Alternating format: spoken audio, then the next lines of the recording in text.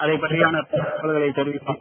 அதற்கு முன்னதாக நம்மளுடைய பெருமதியழகன் அவர்கள் 35 ஆண்டுகளுக்கு மேலாக ஆண்மை பல்கலைக்கழகத்திலே பணிபுரிந்து இறுதியாக அவர் பதிவாக மருத்துவ அறிவியல் தொழில்நுட்பத்தில் பணிபுரிந்து ஓய்வு பெற்றார்.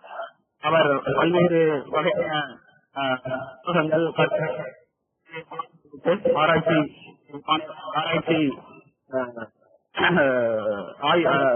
தொழில்நுட்பராக பணிபுரிந்துள்ளார். தற்போது அவர் இந்த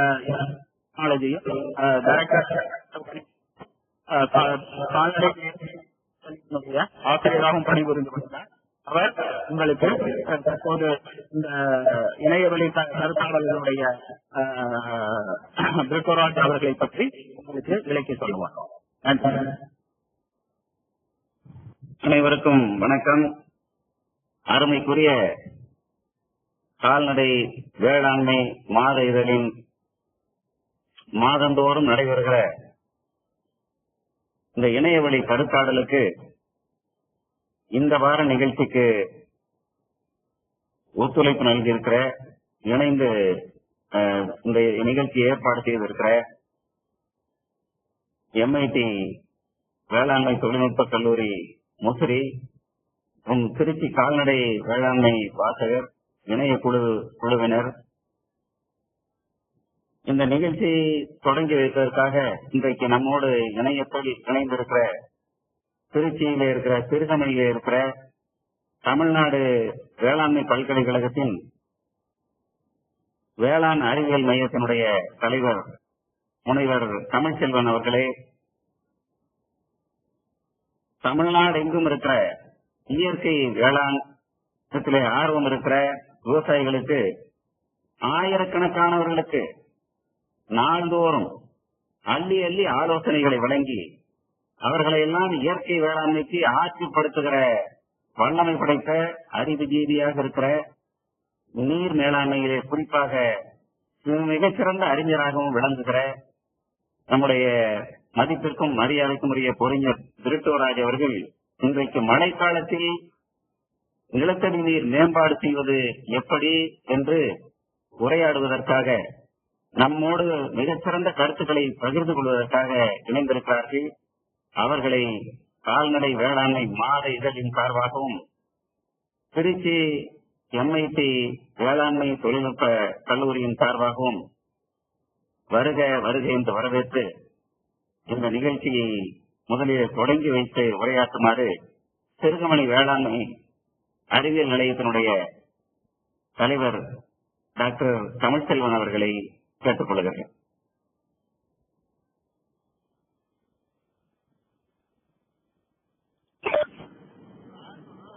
அனைவருக்கும் என்னுடைய இந்த மாலை வணக்கத்தை தெரிவித்துக் கொள்கிறேன். இந்த நிகழ்ச்சி மருத்துவர் மதியழகன் அவர்கள் ஒரு கடந்த வாரம் என்னிடம் தொடர்பு கொண்டு இதுபோல ஒரு நிகழ்ச்சி நடப்பதாகவும் அதற்கு தொடர்புரை ஆற்ற இருப்பதாகவும் கூறினார்கள். இன்றைய காலகட்டத்தில் இது மிகவும் தேவையான ஒரு கருத்து பற்றையாக எனக்கு தெரிய வருகிறது. அதற்கு முன்னால் நான் என்னை அறிமுகப்படுத்திக் கொள்கிறேன். நான் ஒரு உளவியல் துறையினுடைய பேராசிரியர், வேளாண்மை பல்கலைக்கழகத்திலே கடந்த 30 ஆண்டு காலம் பணியில் இருந்து கொண்டிருக்கிறேன். தற்பொழுது நான் இதற்கு முன்பாக கிருஷ்ணகிரி மாவட்டத்தில் உள்ள கையூர் மண்டல ஆராய்ச்சி நிலையத்தின் தலைவர் ஆக இருந்துவிட்டு இப்பொழுது சிறுகமணி வேளாண்மை அறிவியல் நிலையத்தினுடைய தலைவராகவும் மற்றும் கரும்பு ஆராய்ச்சி நிலையத்தினுடைய தலைவராகவும் தற்போது பணியில் இருக்கிறேன். இந்த மழை காலத்தில் நீர் மேம்பாடு அப்படி என்று சொல்கிற இந்த கருத்தரங்கு இப்பொழுது நல்ல மழை நமக்கு கிடைக்க பெற்றுக் கொண்டிருப்பதால் இந்த கருத்தரங்கை விவசாயிகள் மற்றும் மாணவர்கள் மற்றும் அனைத்து தொழில்நுட்ப வல்லுநர்கள் அனைவரும் இதனை கேட்டு நன்றாக பயனடைய வேண்டும் என்பது என்னுடைய தனிப்பட்ட கருத்து. ஏனென்றால் அதற்காகவே பிரத்யேகமான ஒரு நம்முடைய என்ஜினியர் அவர்கள் அதை பற்றி நிறைய கருத்துகள் சொல்ல இருக்கார்கள். இது போல ஒரு வாய்ப்பை நல்கிய இந்த நிறுவனத்துக்கு மிகவும் நன்றி கடமைப்பட்டிருக்கிறோம். ஏனென்றால் இது போல ஒரு வாய்ப்பை நாம் ஏற்படுத்தி விவசாயிகளுக்கு பயனளிப்பது என்பது நமக்கு இன்றைய காலகட்டத்தில் மிகவும் தேவையான ஒன்று. அவர்களுக்கு என்னுடைய மனமார்ந்த நன்றிகள்.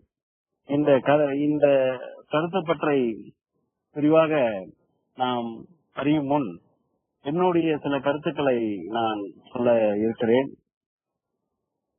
அதாவது இந்த மழையினுடைய அளவு 100 வருட கால மழையின் அளவை எடுத்துக்கொண்டோமானால் இந்த மழையினுடைய அளவு நமக்கு எவ்வாறு இருக்கிறது என்று இந்த ஆராய்ச்சியிலே நாங்கள் எங்களுடைய நிலையத்தினுடைய மலைமானியை வைத்து நாங்கள் ஆராய்ந்து கொண்டிருக்கிற சூழ்நிலையில் ஒரு 10 வருட சராசரி மழையை எடுத்துக் கொண்டோமானால் 2 வருடங்கள் 3 வருடங்கள் ஓரளவுக்கு நல்ல மழையும் 5 வருடங்களுக்கு மேலாக வறட்சியினுடைய ஒரு மழை சராசரி மழையோட குறைந்த அளவும் பெய்து கொண்டிருக்கிறது. இந்த திருச்சி திருகமணி ஆராய்ச்சி நிலையத்தை நாங்கள் எடுத்துக்கொண்டோமானால் சராசரி மழை என்று பார்க்கும்போது திருச்சி மாவட்டத்திற்கு 815 மில்லிமீட்டர். ஆனால் கடந்த 2 வருடங்களாக இங்கு பெய்யக்கூடிய மழை, இந்த பகுதிக்கு பெய்யக்கூடிய மழை 500 மில்லிமீட்டருக்கும் குறைவாக காணப்படுவது இந்த பதிவேட்டிலிருந்து நாம் தெரிந்து கொள்கிறோம். இதை முக்கியமாக இந்த மழை எவ்வாறு பொழிகிறது என்று திருச்சி மாவட்டத்தை பொறுத்தவரை அதிகப்படியாக வடகிழக்கு பருவமழை காலத்திலும் தென்மேற்கு பருவ காலத்தில் அடுத்தபடியாக மழை பொழிவும், கோடை காலத்தில் சற்று குறைந்த மழையும், குளிர்காலத்தில் ரொம்ப சொற்பமான மழையும் பெய்யக்கூடும். இதுதான் இயற்கையான சூழ்நிலை. ஆனால் பருவ காலங்களில் பயிரினுடைய வளர்ச்சியும் பயிரினுடைய மகசூலும் பயிரினுடைய தரமும் எந்த பருவத்தில் மிக சிறந்தது என்று எடுத்துக்கொண்டோமானால் நம் முன்னோர்களே நமக்கு கூறிவிட்டார்கள், ஆடிப்பட்டம் தேடி விதை என்று சொல்லிவிட்டார்கள். அமைச்சர் ஓகே சார் இந்த தமிழ்நாடு முழுக்க இருந்து விவசாயிகள் கலந்து இருக்கிறாங்க. ஓகே, நீங்க ஒரு சுருக்கமான சார் இப்ப வேற ஒரு மீட்டிங்ல இருந்துட்டு இடையில பிரேக் பண்ணி சார் வந்திருக்கிறாரு. பிரேக் பண்ணி 4 தான் அந்த நிகழ்ச்சி வழக்கமா 4 வரைக்கும் நடத்துவோம். சரிங்க, முடிக்க போறோம். அதனால சுருக்கமான முன்னுரையோட ஓகே. இந்த முக்கியமாக நம்ம ஆடிப்பட்டத்திலே நமக்கு கிடைக்கக்கூடிய மழையை பயன்படுத்தி பயிரினுடைய வளர்ச்சியை நாம் சீராக இருக்க முடியும். பின்பட்டத்திலே நமக்கு நீர் கிடைத்தாலும் அதனுடைய மகசூல் திறன் தரம் சற்று குறைவாக காணப்படும். இந்த தருணத்தில் தான் நாம் பின்வரும் மழையை பயன்படுத்த வேண்டும் என்பதற்காக நிலத்தடி நீரை பராமரிக்க வேண்டும். அதற்கு நிலத்தடி நீரை பராமரிப்பதற்கு என்ன வழி, அந்த மழை நீரை பயன்படுத்தி வெளிகள் என்பதை பற்றி தான் இந்த கருத்துரைக்கு சிறப்புரையாற்ற வந்திருக்கிறார்கள். அவர்களுடைய சிறப்புரை நன்றாக அமைய வேண்டும் என்று இந்த தருணத்திலே தெரிவித்துக் கொண்டு இதற்கான விரிவான கருத்துக்கள் தேவைப்படும் திருகமணி வேளாண்மை அறிவியல் நிலையத்தை தொடர்பு கொண்டு பயன்பெற வேண்டும் என்று கூறிக்கொண்டு இதை தொடங்கி வைப்பதில் மிக்க மகிழ்ச்சி அடைகிறேன். நன்றி, வணக்கம். நன்றியை தெரிவித்துக் கொள்ளலாம். தொழில்நுட்பத்தால் பசும்புல் தலை காண்பது அரிது என்று திருவள்ளுவன் சொல்லியதற்கு இணங்க இன்றைக்கு எந்த அளவுக்கு அது மழை நீர் என்பது முக்கியமாக இருக்கிறது என்பதை நாம் அறிவோம். கடந்த 10 ஆண்டுகளாக ஆடி மாதத்திலே மழை பெய்து அபூர்வமாக இருந்தது. இந்த ஆண்டு பெய்திருக்கிறது. தமிழகம் எங்கும் நன்கு பொழிந்து கொண்டிருக்கிறது. இனியும் பொழியும்.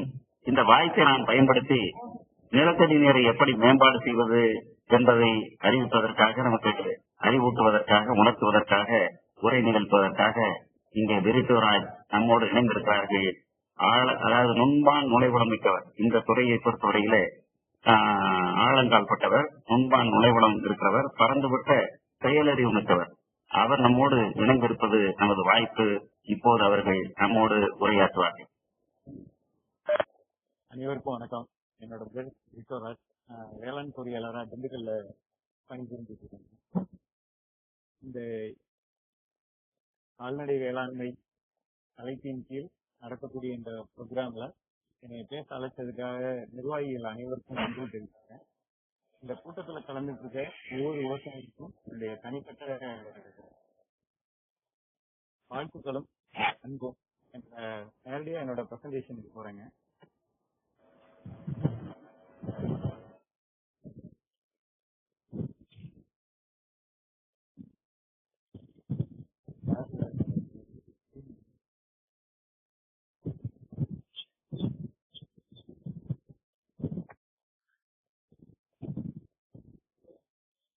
என்னோட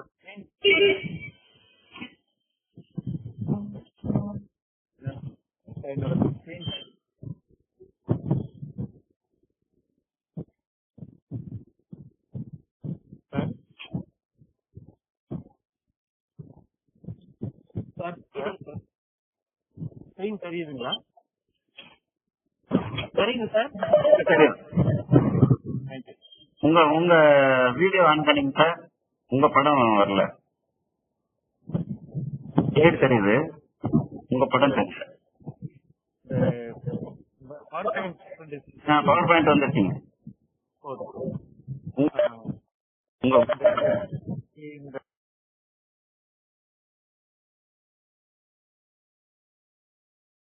செப்டம்பர் மாதத்துல நீ வரக்கூடிய இந்த 5 மாதங்கள் விவசாயிகளோட வாழ்க்கையில ரொம்ப ரொம்ப முக்கியமான ஒரு காலம். இந்த மாதத்துல நான் என்ன எதிர்பார்க்கிறேன் அப்படின்னு சொன்னா, என்ன காரியங்கள் நம்ம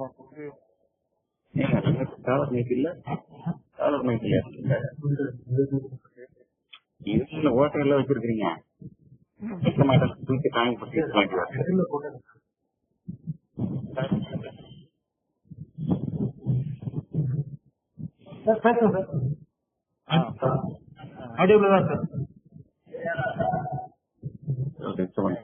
வந்து 1995க்கும் 2025க்குமான ஒரு காலகட்டத்தில் இந்த பூமத்திய ரேகை நாடுகளுமே வந்து அதிகமான தண்ணீர் தேவையால பாதிக்கப்பட போகுது அப்படிங்கிற ஒரு சூழ்நிலை இருக்கிற இந்த காலத்துல இந்தியா மட்டும் ஸ்பெஷலா அளவு உங்க வாய்ஸ் வந்து கிளியரா கேட்கல. இப்ப கேக்குதுங்களா? கேக்குதா? இதுல வந்து பாத்தீங்கன்னா இந்தியாவோட இருக்கக்கூடிய பணம் கொடுத்தீங்களா? பணம் கொடுத்தீங்க. கொஞ்சம் தயவுசெய்து மியூட் பண்ணுங்களேன். மத்தவங்க எல்லாரும் மைக்க மியூட் பண்ணுங்க.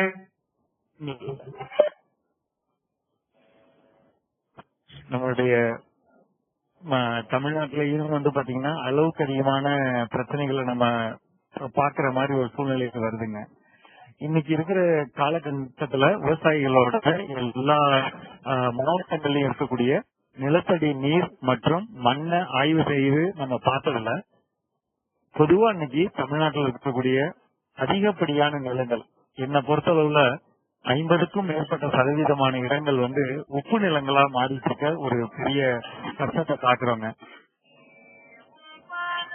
அதாவது நம்மளுடைய அமில காரநிலை அப்படின்னு எடுத்துட்டோம்னா தன் மண்ணில் இருக்கக்கூடிய அமில காரநிலை 6.5 இருந்து 7.5 இருக்கு. ஆனா இன்னைக்கு சராசரியா 7.8க்கு மேல இருக்கக்கூடிய ஒரு காலகட்டத்தை நம்ம பாக்குறோம். தயவு செய்து யாரோ வந்து மைக்க மியூட் பண்ணாம இருக்கிறீங்க, தயவு செஞ்சு மியூட் பண்ணுங்க. வேற என்ன? விமலா, விமலா உங்க மைக்க மியூட் பண்ணுங்க. இந்த மாதிரி ஒரு காலகட்டத்துல அந்த அமில காரநிலை அதிகமாகிறது அப்படிங்கறது ஒரு பக்கம் இருந்தாலும் இன்னொரு பக்கம் வந்து நிலத்தடி நீர் எப்படி நமக்கு மாசுபட்டுக்கிட்டு இருக்கு அப்படின்னு பாத்தீங்கன்னா ஒவ்வொரு பகுதியிலும் இருக்கக்கூடிய தொழிற்சாலைகள் அவங்களுடைய தொழிற்சாலைகள்ல இருந்து வெளியில வரக்கூடிய கழிவுகள் அங்கங்க தேங்குறப்ப எப்படி மழை பெய்த தண்ணீர் கீழே பூமியில விட்டா அது பூமிக்குள்ள இறங்கி அடுத்தடுத்த ஊத்துக்கள் அப்படிங்கிற அந்த அமைப்புகளை காயப்படுத்துதோ அதே மாதிரி நம்மளை சுத்தி இருக்கக்கூடிய தொழிற்சாலைகள்ல இருந்து வெளியே வரக்கூடிய கழிவுகள் அதுவுமே நிலத்தடி நீரை நிறைய மாசுபடுத்திட்டு இருக்குங்க. இதனாலேயும் உப்புத்தன்மை ரொம்ப அதிகமாகுது. இது இல்லாம நம்மளுடைய அனைத்து விதமான விவசாய நிலங்கள்லயும் இருக்கக்கூடிய பகுதிகள் பார்த்தீங்கன்னா அளவுக்கு அதிகமான கெமிக்கல்கள் பயன்பாடு. அதனாலயும் பாத்தீங்கன்னா முக்கியமா மேட்டு நிலங்கள் ஓரளவுக்கு பாதிக்கப்பட்டாலும் பள்ளத்தில் இருக்கக்கூடிய நிலங்கள் எல்லாமே அந்த மேட்டுல இருந்து இருக்கக்கூடிய வேதிப்பொருள்களோட தாக்கத்தால அதிக அளவுல அது பாதிக்கப்படுதுங்க. இந்த மாதிரி ஒரு காலகட்டமும் அடுத்து நம்மளுடைய ஓடைகள் ஆறுகள் அந்த மாதிரி நீரை கடத்தி கொண்டு போகக்கூடிய பகுதியிலுமே பாத்தீங்கன்னா இங்க இருக்கக்கூடிய மாட்டு தொழுவங்கள் மாடுகள் கட்டி இருக்கிறதுக்கு அல்லது நீண்ட காலமா தாவர கழிவுகள் தேங்கி நிக்கிறது, அந்த தேங்கி நிக்கிறதுல இருந்து வெளியே வரக்கூடிய மீத்தேன், இது போன்ற அளவுக்கு அதிகமான பிரச்சனைகள். இன்னைக்கு இந்த பிரச்சனைகள் தான் ஒரு மாதிரி நிலத்தடி நீரை நமக்கு விவசாயத்துக்கு பயன்படுத்த முடியாத மாதிரியும் இன்னைக்கு பெரிய ஒரு மக்கள் தொகை. முந்தியெல்லாம் பாத்தீங்கன்னா ஒரு ஆய்வின்படி ஒரு 16 கிலோமீட்டருக்கு ஒரு கிராமம் இருந்தது. அடுத்தது 8.25 கிலோமீட்டருக்கு ஒரு கிராமம் இருந்தது. அப்படி போய் இன்னைக்கு 2.25 கிலோமீட்டருக்கு ஒரு கிராமம் அப்படிங்கிற அளவுல இருக்குங்க. அப்படி இருக்கக்கூடிய இந்த காலகட்டத்துல இவ்வளவு மக்கள் தொகை பெருகிறப்ப ஒரு பக்கம் கால்நடை பெருக்கம் இல்ல, கால்நடை பெருக்கமும் அப்படியே ரொம்ப சுருங்கிக்கிட்டு இருக்கு வரக்கூடிய ஒரு காலம். மீன் வளர்ச்சி ரொம்ப பாதிக்கப்பட்டிருக்கக்கூடிய ஒரு நிலைமை. இது எல்லாமே நிலத்தடி நீரோட தாக்கத்தை நமக்கு உணர்த்துதுங்க. இது மட்டும் இல்லாம தமிழ்நாடு ஃபுல்லா ஒரு ஆய்வு செய்யறப்ப எல்லா இடத்துலயுமே நிலத்தடி நீர்ல இருக்கக்கூடிய கெமிக்கல்களோட அளவுக்கு மாறுறதோட மட்டும் இல்லாம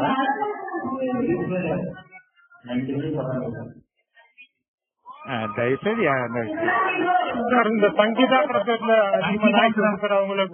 சங்கீதா கொஞ்சம் மியூட் பண்ணுங்க, தயவுசெய்து சங்கீதா கொஞ்சம் மியூட் பண்ணிருங்க மைக்க.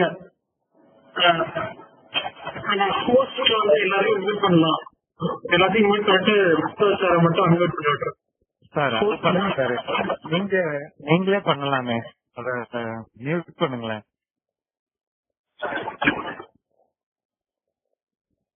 இன்னைக்கு உவர்த்தன்மை அப்படிங்கறது கடல்ல நம்ம TDS அப்படின்னு சொல்லக்கூடிய டோட்டல் டிசால்வ் சாலிட் உப்போட அளவு கடல்ல ஒரு 14,000க்கு அதிகமா இருக்கக்கூடிய இதே காலகட்டத்துல நம்மளுடைய நிலங்கள்லயுமே 12,000 13,000 அளவுக்கு உப்போட அளவு அதிகரிக்கிற ஒரு சூழ்நிலை இன்னைக்கு நம்ம தமிழ்நாட்டுல பாத்துட்டு இருக்கோம்.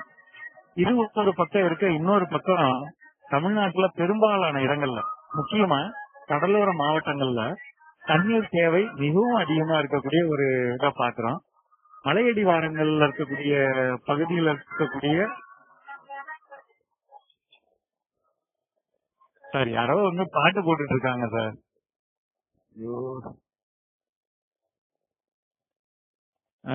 இன்னைக்கு கடலோர மாவட்டங்கள்ல இருக்கக்கூடிய பெரும்பாலான பகுதிகள் குடிக்க தண்ணி இல்லாத ஒரு நிலைமைய இன்னைக்கு நம்மளுடைய தமிழ்நாட்டு மக்களுக்கு ரொம்ப அதிகமா அதிகரிச்சுட்டு வரக்கூடிய சூழ்நிலையை நம்ம பாக்குறோம். ஆறுகள் இப்ப நம்ம தலைவர் சொன்ன மாதிரி, கேவிகே தலைவர் சொன்ன மாதிரி நம்மளுடைய மழையை ஆய்வு செஞ்சோம்னா 2008க்கு அப்புறம் இன்னைக்கு இருக்க 2020 வரையிலுமான காலகட்டத்துல 823 மில்லிமீட்டர் மழை பெய்யணும் அப்படின்னு வச்சுக்கிட்டா அதுல சென்னை, ஊட்டி, கன்னியாகுமரி அப்படிங்கிற அதிக மழை பெய்யக்கூடிய அந்த மாவட்டங்களோட சராசரியை எடுத்துட்டு பார்த்தோம்னா நம்மளுடைய தமிழகத்தோட மழை அளவு 460 இருந்து 520 மில்லிமீட்டர் இவ்வளவுதான் பொழியுது. ஆனா இன்னைக்கு இருக்கக்கூடிய குடும்பங்கள் தமிழ்நாட்டுல இருக்க ஒவ்வொரு குடும்பமும் காலையில 500 லிட்டர் அளவுக்கு நம்ம தண்ணீரை ஒவ்வொருத்தரும் உறிஞ்சிடும். அந்த உறிஞ்சுறது நம்மளுடைய மொட்டை மாடியில சேகரிக்கிறதுக்காக நம்ம பயன்படுத்துறதும் அதிகமான எண்ணிக்கையில 7.5 HP மோட்டரும் 10 HP மோட்டரும் இன்னைக்கு இருக்கக்கூடிய ஒரு சூழ்நிலையை தமிழ்நாடு ஃபுல்லா பாக்குறோம். ஆனா இன்னைக்கு நிலத்தடி நீர் போதுமான அளவா இல்ல. நீங்க தான் பாட்டு போடுங்க. ஒவ்வொரு கிராமத்திலயும் பாத்தீங்கன்னா ஒவ்வொரு நகரத்திலும் பள்ளமான பகுதியில் இருக்கக்கூடிய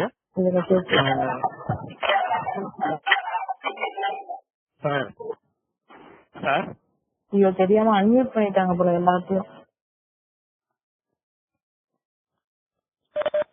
எல்லாத்தையும் மியூட் பண்ணி வச்சுங்க. நீங்க யாரும் ஒண்ணும் பண்ணாதீங்க, நாங்க மியூட் பண்ணிட்டோம், விடுங்க. யாரும் அன்மியூட் பண்ணாதீங்க சார். நீங்க பேசுங்க சார். நீங்க தமிழகத்தில் இருக்கக்கூடிய ஒவ்வொரு நகர பகுதியிலையும் இருக்கக்கூடிய ஒரு தாழ்வான இடத்துல இருக்கக்கூடிய ஒரு சின்ன குளம் அதிகப்படியான மழைத்தண்ணீரை தேக்கி வைக்கிறப்ப இந்த சாக்கடை தண்ணீரையும் சேர்த்து வைக்கிற மாதிரியான ஒரு அமைப்பை வச்சிருக்குங்க. இந்த மாதிரி ஒரு காலகட்டத்தில் என்ன நடந்திருக்குன்னா, இந்த தண்ணீர் பூமிக்குள்ள இறங்கி நம்மளுடைய நிலத்தடி நீரை மிகவும் அதிகமாக மாசுபடுத்துற ஒரு செயலை தமிழ்நாட்டுல பாக்குறோம். பல்வேறு அமைப்புகள்ல இருந்து நம்ம பாதிக்கப்படுற இந்த தண்ணீரால நம்மளுடைய விவசாயம் மிக அதிக அளவுல பாதிக்கப்படுது. அப்ப நம்ம ஒவ்வொரு காலகட்டத்திலையும் ஒரு தோட்டக்கலை பயிர் வளர்க்கறதா இருக்கட்டும் அல்லது காய்கறி பயிர் வளர்க்கறதா இருக்கட்டும், ஒரு சின்ன விதையை நட்டு அது முளைக்கணும் அப்படின்னு நம்ம எதிர்பார்க்கிறப்ப முளைப்பு திறன் மாறுது. அப்படி முளைப்பு திறன் மாறுற அடுத்த நிலத்துல ஒரு வளர்ச்சி மிக அதிகமா பாதிக்கப்படுது. நிறைய பேர் இன்னைக்கு தமிழகத்துல வச்சு 3 வருஷம் ஆகுதுங்க, நான் கண்ண அப்படியே நிக்குது அப்படின்னு சொல்லக்கூடிய ஒரு வார்த்தையை நம்ம இன்னைக்கு பொதுவா கேட்கிறோம். இதுக்கெல்லாம் மெயினா முக்கியமா காரணம் தண்ணீர்ல இருக்கக்கூடிய அமில காரநிலை ரொம்ப அதிகமாகிறது. ஒரு சின்ன விஷயம் எடுத்துக்கிட்டோம்னா, போன ஒரு 6 மாதங்களுக்கு முன்பு நம்மளுடைய மேட்டூர் டேம்லயுமே அளவுக்கு அதிகமான தாவர பெருக்கத்தால பெருக்கம் அந்த புகுந்ததுக்கு அப்புறம் இந்த தண்ணீர் மாசுபட்டு பச்சையாக மாறி பயங்கர வாடையை கொடுத்து அதிகமான பிரச்சனை உண்டாக்குற ஒரு சூழ்நிலையை நம்ம பார்த்தோம்.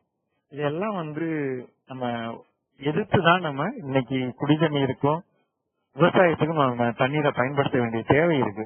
அதுக்கு என்னெல்லாம் பண்ணலாம்? நம்ம ஏன் நிலத்தடியில நீரை சேமிக்கணும்? அதாவது நிலத்தடியில் இருக்க தண்ணீர் எந்த விதத்திலையும் மாசுபடாது இருக்குது அப்படிங்கறத இருக்கிறதுனால அதை நம்ம தண்ணியை கொண்டு போய் பூமிக்கு அடியில சேர்த்து வைக்கணும் ஃபர்ஸ்ட். அடுத்து பாத்தீங்கன்னா, நம்ம இந்த 3 மாதங்கள் மழை மாதம் அப்படின்னு வச்சுக்கிட்டோம்னா, இது இல்லாத மீதமுள்ள 9 மாதங்களுக்கு மக்களுக்கும் மனுஷங்களுக்கும் கால்நடைகளுக்கும் தேவையான குடிநீர் நம்ம பூமியில இருந்து எடுக்கிறதுக்காக தண்ணியை கொண்டே உள்ள சேர்த்து வச்சுக்கலாம். இன்னைக்கு தமிழகத்தில் இருக்கக்கூடிய பொதுவான நீர்மட்டம் 550 இருந்து 1100 அடிக்கு போயிடுச்சுங்க.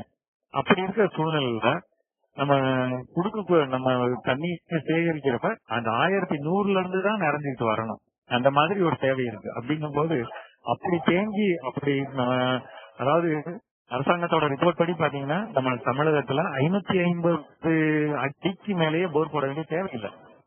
அந்த மாதிரி நம்ம தமிழகத்துல நிலத்தடியில 6 முதல் 8 ஊற்றுக்கள் இருக்கக்கூடிய ஒரு அமைப்பு நம்ம மேட்டுப்பகுதி, அதாவது மலையடிவார பகுதியில இருந்து கடல் இருக்கக்கூடிய பகுதி வரையிலும் இருக்கக்கூடிய ஒரு சூழ்நிலையில அந்த மேல் ஊற்றுகள் எல்லாமே வத்தி போய் தண்ணீர் எங்க இருக்குது? கீழே 750 அடிக்கு மேல. அந்த 750 அடிக்கு மேல இருக்கக்கூடிய தண்ணீர் 25 வருடம் முதல் 180 வருஷம் பழமையான தண்ணீர். அது அந்த தண்ணீர் தான் இன்னைக்கு நம்ம பொதுவா எடுத்து குடிச்சிட்டு இருக்கோம். இப்ப நம்ம ஒண்ணு என்ன புரிஞ்சுக்கணும் அப்படின்னாங்க, நம்ம உங்க கால் இருக்கு பாத்தீங்களா, அந்த கால் இருக்கிற இடத்துல இருந்து முதல் ஊற்று அப்படிங்கறது 40 அடி ஆழத்துல இருக்குங்க. இந்த 40 அடி ஆழத்துக்கு உங்க கால் மட்டத்துல இருக்கக்கூடிய தண்ணீர் இறங்கி போகணும்னா குறைஞ்சபட்சம் 3 நாளும் அதிகபட்சம் 7 நாள் தேவைப்படும். அவ்வளவு நாள் இருக்கணும்னா 3ல இருந்து 7 நாளைக்கு உங்க இடத்துல தண்ணி தேங்கி நின்னாதான் கீழே இறங்கும். அப்படி இல்லைன்னா தண்ணி தேங்கி நிக்காது, அது நகர்ந்து போயிடும். பொதுவா நம்ம தண்ணீரை எங்கெங்கெல்லாம் சேகரிக்கலாம் அப்படின்னு சொன்னா, கரைக்கு மேல வயல்ல சேகரிக்கலாம், அதான் பெரிய இடம், அதனால வயல்கள்ல சேகரிக்கலாம். ஒவ்வொரு குளங்கள்ல சேகரிக்கலாம், ஒவ்வொரு ஏரியில சேகரிக்கலாம். ஏன்னா அதான் பள்ளமான பகுதி. ஒரு பெரிய மேட்டு நிலத்துல இருந்து வரக்கூடிய தண்ணீர் எல்லாம் சேகரிக்கக்கூடிய இடங்கிறதுனால அங்க தண்ணியை சேமிக்கணுங்க. கரைக்கு கீழே எங்க சேகரிக்கலாம்? ஒரே ஒரு இடம் தாங்க இருக்கு. நம்ம ஊத்துன்னு சொல்றோம் பாத்தீங்களா, அதுக்கு டெக்னிக்கல் டேர்ம் வந்து அக்வஃபயர் அப்படின்னு இங்கிலீஷ்ல சொல்லுவாங்க, தமிழ்ல வந்து நீர் தாங்கி அப்படிங்கிறது. இப்ப நமக்கு வந்து போர் பார்க்கணும்னா ஒரு ஆளை கூட்டிட்டு வந்து நம்ம இடத்துல போர் பாயிண்ட் பாக்குறோம். அவர் என்ன சொல்றாரு, சார் இந்த இடத்துல போர் போடுங்க, 3ல இருந்து 5 ஊத்து சேர்ந்து இருக்கு அப்படின்னு ஒரு வார்த்தை சொல்றாருங்களா. அப்படின்னா என்ன அர்த்தம் அப்படின்னா, அந்த இடத்துல பூமிக்குள்ள இருக்கக்கூடிய 3 ஆறுகள் வந்து இணைஞ்சு அதுக்கப்புறம் நகருதுன்னு அர்த்தம். அந்த இணையற இடத்துல போர் போட்டா நமக்கு எப்பவும் தண்ணி கிடைக்கும் அப்படிங்கறத அவர் சொல்ல வர்றாரு. அந்த ஆறுங்கிறது எப்படி இருக்கும் அப்படின்னு சொன்னா, குறைந்தபட்சம் நம்ம துண்டு விரல் உயரத்துல இருந்து அதிகபட்சமா வந்து பாத்தீங்கன்னா 1 ஜான் அடி உயரம் வரல இருக்கும் ஊற்றுக்கள்ங்கிறது. இந்த இந்த தகடு மாதிரி ஓட்டை இருக்கக்கூடிய அமைப்பு குறைந்தபட்சம் 7 கிலோமீட்டர்ல இருந்து அதிகபட்சம் 36 கிலோமீட்டர் நீளம் இருக்குங்க. அப்ப நம்ம பெய்யக்கூடிய மழை தண்ணீரை நம்ம என்ன செய்யலாம் அப்படின்னு சொன்னா, பூமிக்குள்ள இறக்கி 7 கிலோமீட்டர் நான் சொல்றேன் பாத்தீங்களா, அந்த 7 கிலோமீட்டர்லயும் பாறையில் இருக்கக்கூடிய மேடு பள்ளம் மாதிரி அந்த இடங்கள்ல இந்த மழை தண்ணீரை சேகரிக்கலாம். இதை வேற மாதிரி சொல்லலாம். எப்படி இருக்கும்னா, தாம்பாள தட்டு பாத்திருக்கீங்களா, நம்ம ஒவ்வொருத்தர் வீட்லயும் தாம்பாள தட்டு இருக்கும். அந்த மாதிரி அமைப்பு தாங்க ஊற்றுங்கிறது. ஒவ்வொருத்தரோட போரு, ஒவ்வொருத்தரோட கிணறுக்கு கீழே கிணறுல இந்த தாம்பாள தட்டு தான் இருக்கும். இந்த மாதிரியான ஒரு சின்ன பள்ளம் கொண்ட ஒரு பெரிய வட்டமான ஒரு அமைப்பு இருக்கும். அதுக்கு நடுவுல தான் நீங்க போர் போட்டிருப்பீங்க, அதாவது கிணறு அமைச்சிருப்பீங்க. இது ஒரு சில பேருக்கு ஒரு தகடு ஒரு தாம்பாள தட்டு இருக்கும், ஒரு சில பேருக்கு 5, 6 இருக்கும். யாருக்கெல்லாம் ஒரு 3க்கு மேல இருக்கோ அவங்களுக்கு தொடர்ந்து தண்ணி வரும். ஒரு தாம்பாள தட்டு மாதிரியான இந்த நீர் தாங்கி இருக்கிறப்ப அது இதுல தண்ணி இருக்கிறவரையிலும் வரும், அது தீர்த்த உடனே வராது. அப்பதான் நம்ம என்ன செய்யறோம், சார் நான் 600 அடி போர் போட்டேன், 2 மாசம் தண்ணி வருதுங்க, அதுக்கப்புறம் வரமாட்டேங்குது. அல்லது மழைக்காலத்துல தண்ணி இருக்குங்க, மற்ற நேரத்துல தண்ணி இருக்காது, இப்படின்னு ஒரு வார்த்தையை சொல்றோமா. அதுக்கு காரணம் வந்து ஒரு ஊத்து தான் இருக்கிறது. பொதுவா இந்த மாதிரி அமைப்பு இன்னைக்கு தமிழ்நாடு பொதுவா 3 வகையான நிலங்கள் இருக்கு. இந்த கலர் பாத்துக்கங்க. மேல இருக்கிறது வந்து செம்மண், அடுத்து வந்து களிமண், சரளைமண், அதாவது செம்மண், அடுத்து மணல், அடுத்து களிமண். இந்த மாதிரி அமைப்பு இன்னைக்கு தமிழ்நாட்டுல இருக்குங்க. இந்த மண்ணை புரிஞ்சுக்கணும். ஏன்னா இந்த மண்ணில் இருக்கிற இடத்துக்கு ஏற்ற மாதிரிதான் நம்ம மழைநீர் சேகரிப்பு அமைப்புகளை அமைக்கணுங்க. பொதுவா செம்மண் நிலங்கள்ல இருக்கிறவங்க எல்லாருமே மேல வந்து செம்மண் இருக்கும், அதுக்கு அடுத்து வந்து இலகு பாறை இருக்கும், அதுக்கு அடுத்து கடின பாறை, நம்ம வீடு கட்டுறப்ப பயன்படுத்துவோம் இல்லைங்களா ஜல்லிக்கல்லாம், அந்த மாதிரி கடின பாறை வரும்.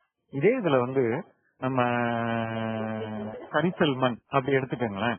மேல வந்து கரிசல் மண் அடுக்கு இருக்கும், அதுக்கப்புறம் வெள்ளை கலர் பாறை வரும், சுண்ணாம்பு பாறையாட்ட வரும். இப்ப நம்ம என்ன செய்யறோம் அப்படின்னு சொன்னா, தண்ணீரை இந்த சிவப்பு மண் அப்படிங்கிற செம்மண்ணோட மேல் பகுதியில நிக்க வச்சு இதுக்குள்ள இறக்கி இந்த தண்ணீரை அதுக்கு அடுத்து இருக்கக்கூடிய பாறைகள் வழியா கீழே இறக்கணும். அப்படி இறக்குறப்பதான் நமக்கு பொதுவா இருக்கக்கூடிய 40வது அடியில போய் தண்ணீர் சேகரிக்கும். பொதுவா நம்ம மழை பெய்யும் போது இந்த செம்மண் இடம் இருக்கு பாத்தீங்களா, அதுல பொதுவா இருக்கக்கூடிய ஓட்டைகளோட அளவு பெருசுங்க. செம்மண்ல இருக்க ஓட்டைகளோட அளவு பெருசு. அப்ப மழை பெய்யும் போது இந்த ஓட்டைகள் வழியா இறங்கி தண்ணீர் நேரா கீழே போயிடும். அப்படி கீழே போற அமைப்பை நம்ம ஏற்படுத்திட்டோம், அதுக்கான அமைப்புகளை ஏற்படுத்திட்டோம்னா தண்ணீர் நேரா கீழே போய் ஊற்றுகள்ல சேகரமாயிடும். இதே இதுல வந்து இந்த மாதிரி அமைப்பு இல்லாம உதாரணத்துக்கு களிமண் வகை நிலங்கள் இருக்கு அப்படின்னு சொன்னா, இதுதான் களிமண். இந்த களிமண்ல மேல கருப்பு மண் இருக்கும், அதுக்கு கீழே சுண்ணாம்பு மண் இருக்கும். நம்ம தண்ணியை கொண்டு போய் என்ன செய்யணும், இந்த சுண்ணாம்பு கலர் அடுக்கு இருக்கு பாத்தீங்களா, இந்த சுண்ணாம்பு அடுக்குல கொண்டு போய் விடணும். அப்ப இந்த இடத்தை தோண்டி விழக்கூடிய மழை தண்ணீரை இந்த இடத்துக்கு கொண்டு போயிட்டா, சுண்ணாம்பு இருக்கக்கூடிய அதிகமான ஓட்டைகள், ஒரு மண்ணுக்கு இன்னொரு மண்ணுக்கு இடையில ஓட்டைகள் இருக்கக்கூடிய அமைப்பு கொண்டு போயிட்டோம்னா ஈஸியா உள்ள போயிடும். அப்ப பெய்யற மழை தண்ணீர் ஈஸியா கீழே வரல இறங்கி போகும். அப்படி இல்லைன்னா இது மேலேயே நிக்கும், இந்த தண்ணீர் வந்து மேலேயே நின்றுட்டு இருக்கும். அதிகமா மழை பொழிகிறப்ப கீழே போகாம அப்படியே வலிந்து கீழே போயிடும். இப்ப நம்ம என்ன செய்யணும் அப்படின்னு சொன்னா, பொதுவா நம்முடைய மண்ணுக்கு ஏற்ற மாதிரி, மண்ணோட அமைப்புக்கு ஏற்ற மாதிரி களிமண்ணா இருக்கு அப்படின்னு சொன்னா என்ன விதமான முறைகள் கடைபிடிச்சு தண்ணியை கீழே கொண்டு போகணும். செம்மண்ணா இருந்தா என்ன பண்ணி தண்ணியை கீழே கொண்டு போகணும் அப்படிங்கறத நம்ம மண்ணை புரிஞ்சுக்கணும். மண்ணை புரிஞ்சுட்டு அதுக்கேற்ற மாதிரி மழைநீர் சேகரிப்பு அமைப்பு நம்ம பண்ணணுங்க. அப்படி பண்றப்பதான் நம்ம பூமிக்குள்ள தண்ணிய சேகரிக்க முடியும். சரிங்களா? பொதுவா இதுதான் நான் சொல்ல வந்தேன். இந்த மாதிரி மண் பரிசோதனை அட்டை வேளாண்மை துறை மூலம் கொடுக்கப்படும் போது பாத்தீங்கன்னா இந்த அமில காரநிலைன்னு போட்டிருக்காங்கல்ல, இந்த இடத்தான் நம்ம பார்க்கணும். போட்டிருக்காங்களா 8.2 போட்டிருக்காங்க பாருங்க. சர்வசாதாரணமா இந்த 8.2 தமிழகம் ஃபுல்லா இருக்கு. அதாவது 7.5 தான் கேட்கலாம். 7.5க்கு மேல நமக்கு சார் கொஞ்சம் தயவுசா மியூட் பண்ணுங்க சார். நீங்க ஹோஸ்ட்ல இருந்து நீங்க பண்ணலாங்க சார். எல்லாரும் எப்படி சார் அவங்க பேசுறாங்க? திவ்ய பாரதி கோகிலா அரணி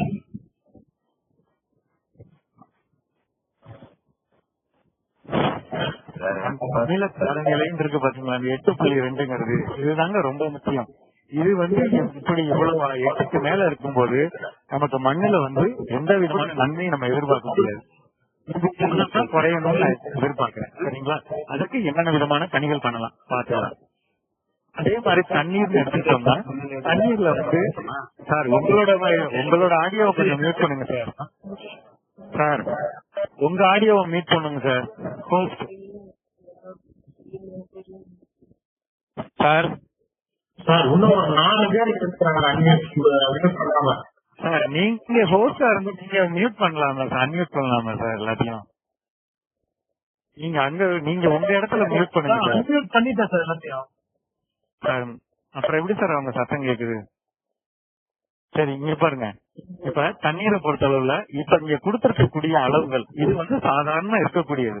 அதாவது இசி அப்படின்னு சொல்லக்கூடிய எலக்ட்ரிக்கல் கண்டக்டிவிட்டி. இது பொதுவா தண்ணீரோட டெஸ்ட் ரிப்போர்ட். இது எல்லா இடத்துலயும் நம்ம வேளாண்மை துறையின் மூலமா கொடுப்பாங்க. அந்த இதுல பாத்தீங்கன்னா பொதுவா 1 அல்லது 1க்கு கீழே இருக்கணும். இதுதான் அந்த எலக்ட்ரிக்கல் கண்டக்டிவிட்டியோட முக்கியத்துவம்.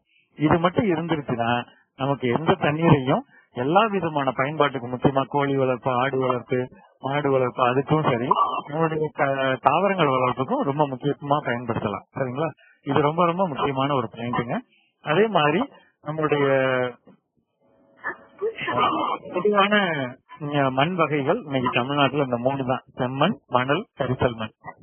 இதுல தமிழ்நாட்டுல இருக்கக்கூடிய இந்த வகையான மண் வகைகள் மேட்டு நிலங்கள்ல, மலையடிவார நிலங்கள்ல இருக்குன்னா நம்ம இந்த நிலங்கள்ல பொதுவா 2 விதமான காரியம் நடக்கும். ஒண்ணு, எப்படி மழை பெய்ஞ்சா தண்ணி சீக்கிரம் கீழே இறங்குதோ அதே மாதிரி சீக்கிரம் வெளியவும் போயிடும், ஆவியாக போயிடும்.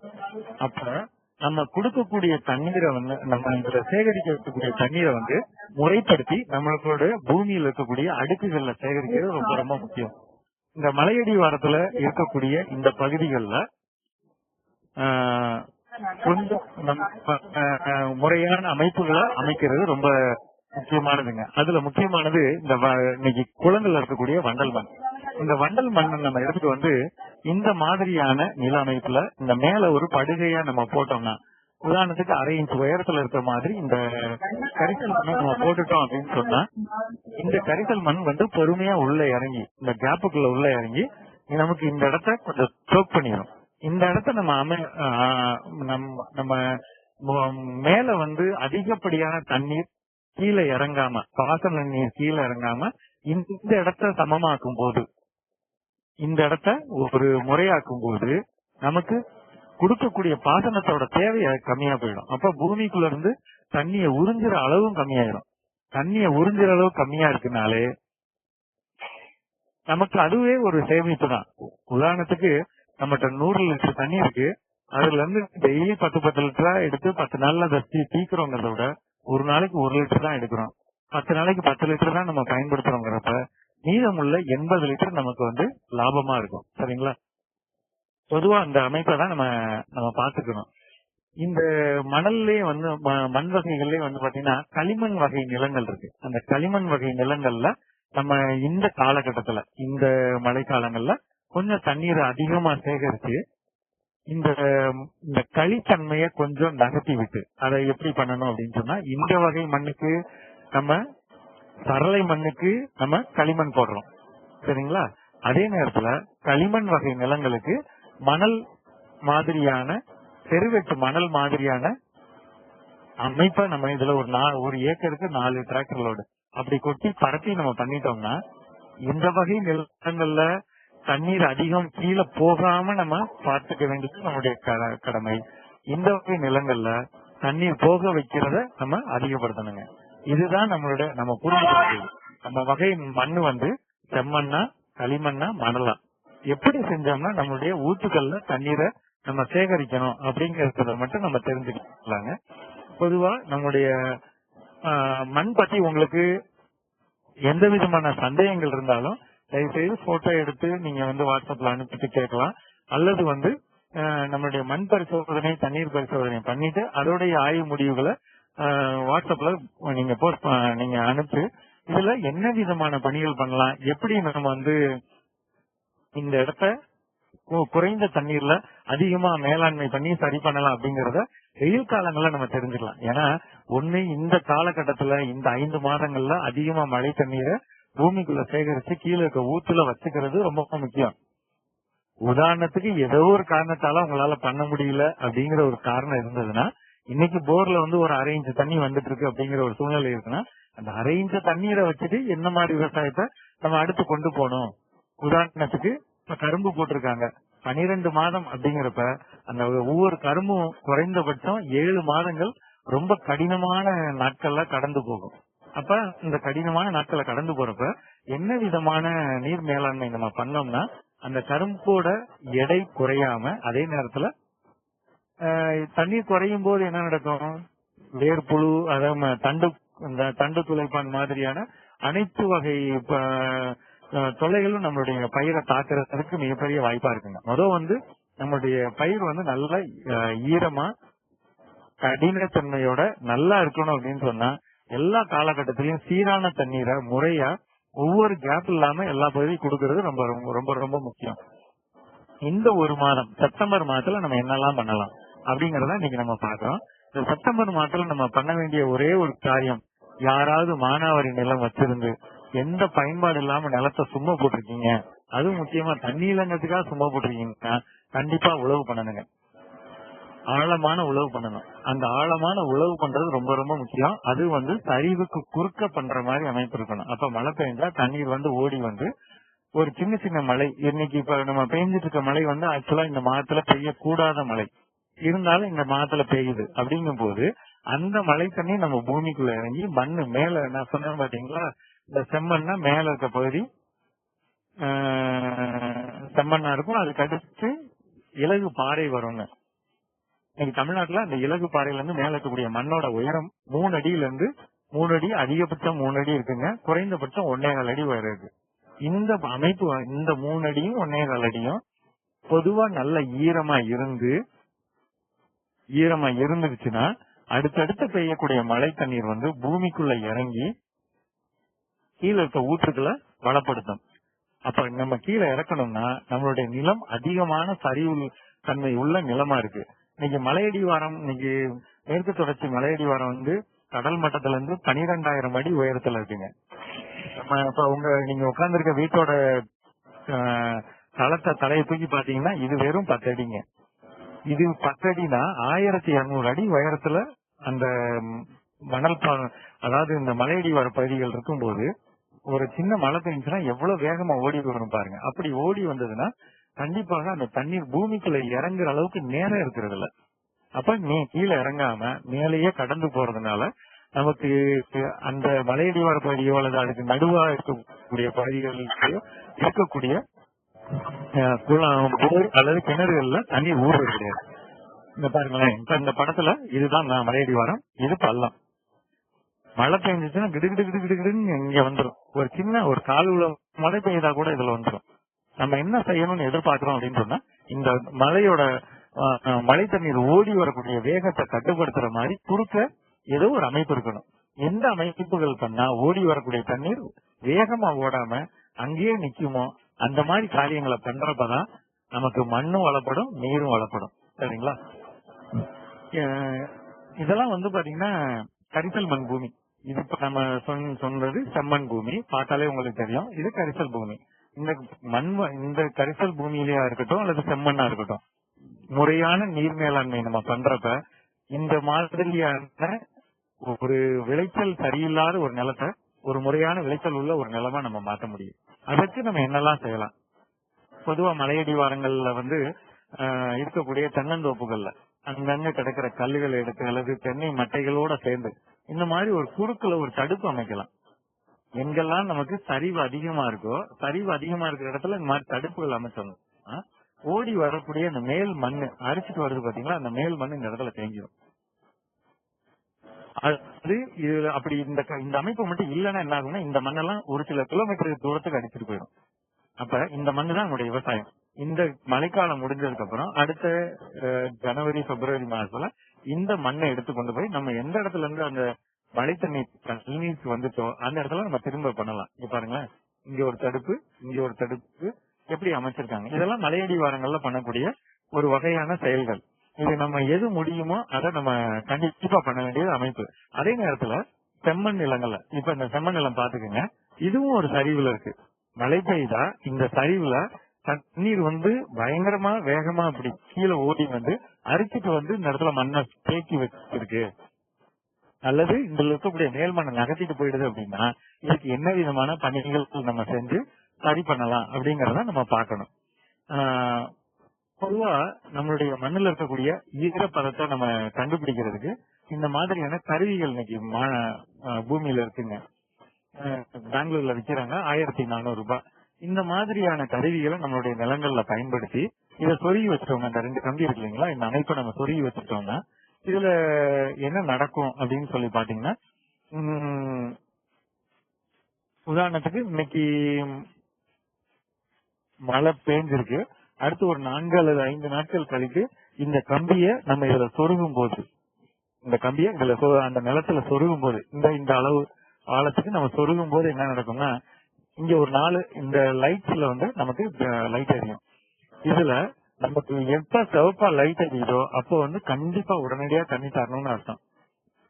நீல கலர்ல ப்ளூ கலர்ல நமக்கு தண்ணிய லைட் எரியுதுன்னா தண்ணி கொடுக்க வேண்டிய அவசியம் இல்லை அப்படின்னு நம்மளே பாத்துக்கலாம். அப்ப நிலத்தடியில இருக்கக்கூடிய தண்ணீரோட தேவையை பொறுத்து நம்ம தண்ணி கொடுக்கறதுக்கான வழி பார்க்கலாங்க. சரிங்களா? பொதுவாக ஒவ்வொரு தண்ணி மரமா இருந்தாலும் ஒரு மரத்துக்கு எவ்வளவு தண்ணி தர்றோமோ அந்த தண்ணீர் வந்து வேளாண்மை பல்கலைக்கழகம் சொல்றது 70 லிட்டர். அப்படிங்கும் போது ஒரு தடவை 70 லிட்டர் தண்ணீர் தர்றோம் அப்படின்னா அடுத்த 70 லிட்டர் தண்ணீர் தரும்போது தர்றதுக்கு காலம் முக்கியங்க. எந்த காலத்துல நம்ம 70 லிட்டர் தண்ணி தர போறோம். உதாரணத்துக்கு நல்ல வெயில் அடிக்கக்கூடிய காலங்கள் அப்படின்னு சொன்னா நம்ம அடுத்தடுத்த நாளோ அல்லது 2 நாட்களுக்கு ஒரு முறையோ 3 நாட்களுக்கு ஒரு தண்ணி தரலாம். அதுவுமே எப்படி தரலாம்னா, அந்த வட்டப்பாத்தியில இருந்து கொஞ்சம் தள்ளி இருக்கக்கூடிய இடங்கள்ல மண்ணை தோண்டி பார்த்து உள்ள இருக்கக்கூடிய ஒரு அடி அல்லது 1.5 அடி ஆழத்துல ஈரம் இல்லைன்னா நம்ம தண்ணி தரலாம். அந்த மாதிரி அமைப்பை பண்ணிக்கிறது ரொம்ப ரொம்ப முக்கியம்.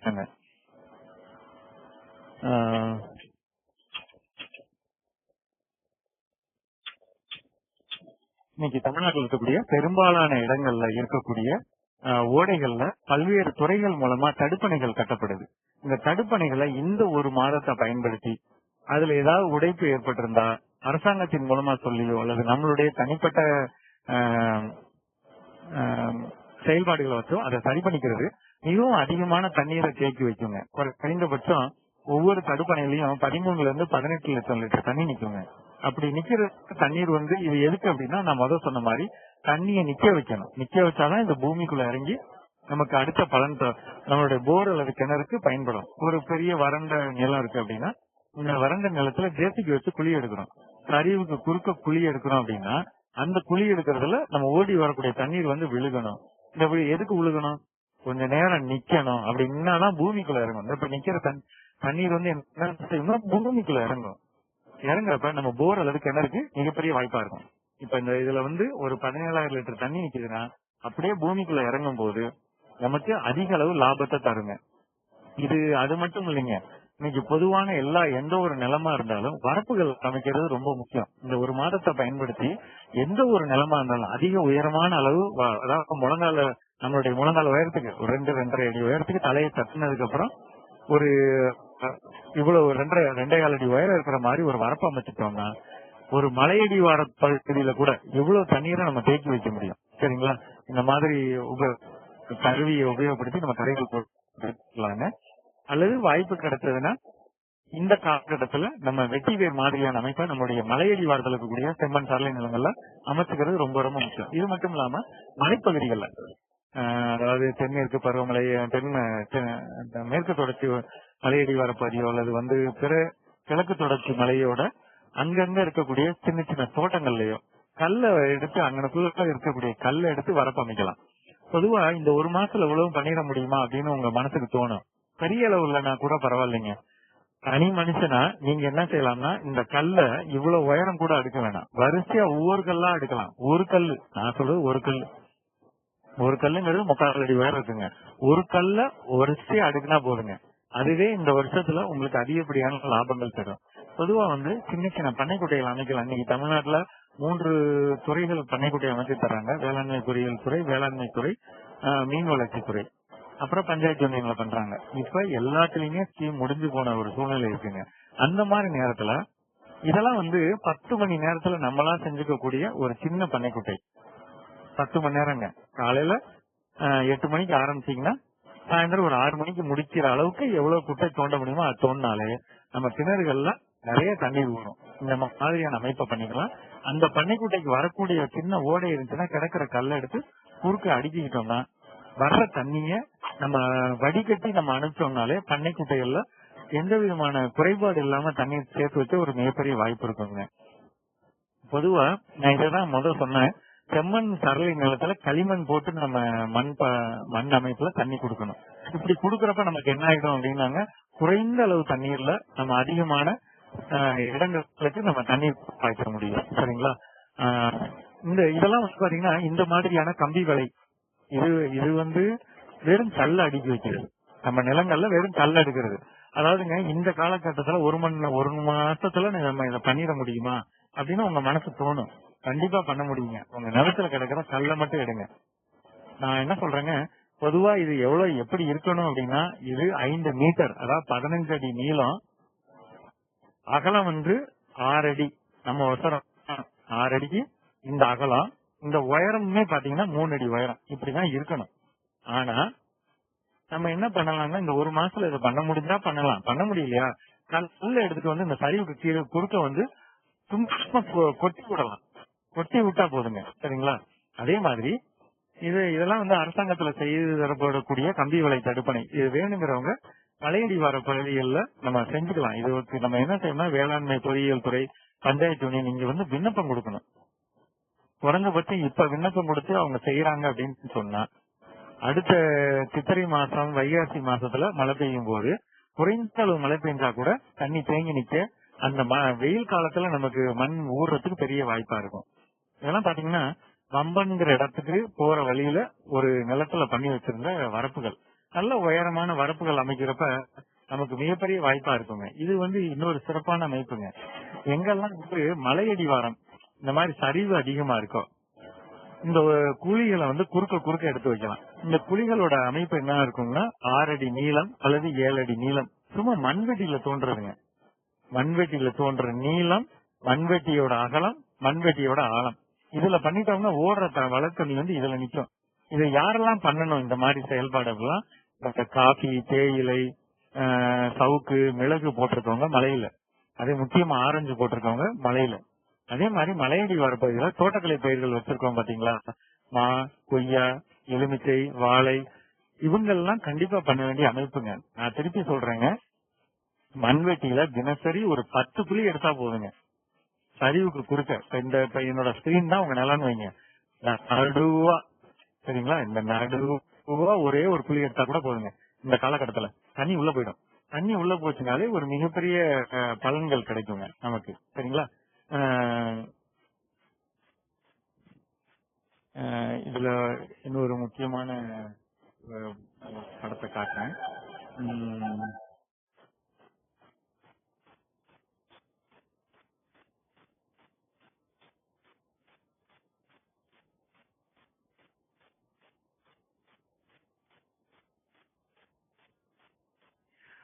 இந்த இந்த காலத்துல நம்ம இந்த பண்ணைக்குட்டைகள் சொன்னேன் பாத்தீங்களா, அந்த பண்ணைக்குட்டைகள்ல ரொம்ப முக்கியத்துவம் என்ன அப்படின்னு சொன்னா, குறைந்த மணி நேரத்துல ஒரு 10 மணி நேரம் நம்ம ஓட்டினா போதுங்க, 750 ரூபாய் ஜேசிபி வாடகை.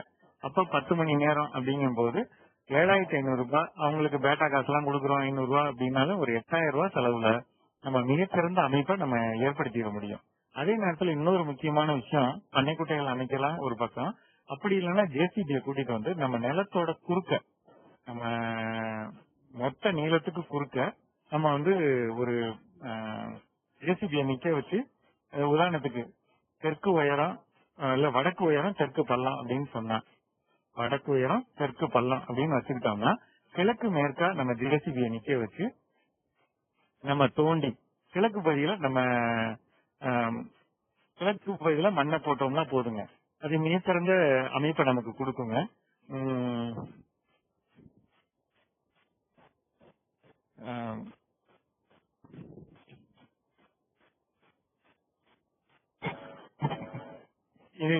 இது இல்லாம இன்னைக்கு இருக்கிற ஒரு முக்கியமான செயல்பாடு வந்து நம்மளுடைய போர்லயும் கிணறுலயும் தண்ணியை சேகரிக்கக்கூடிய செயல்பாடுகள்.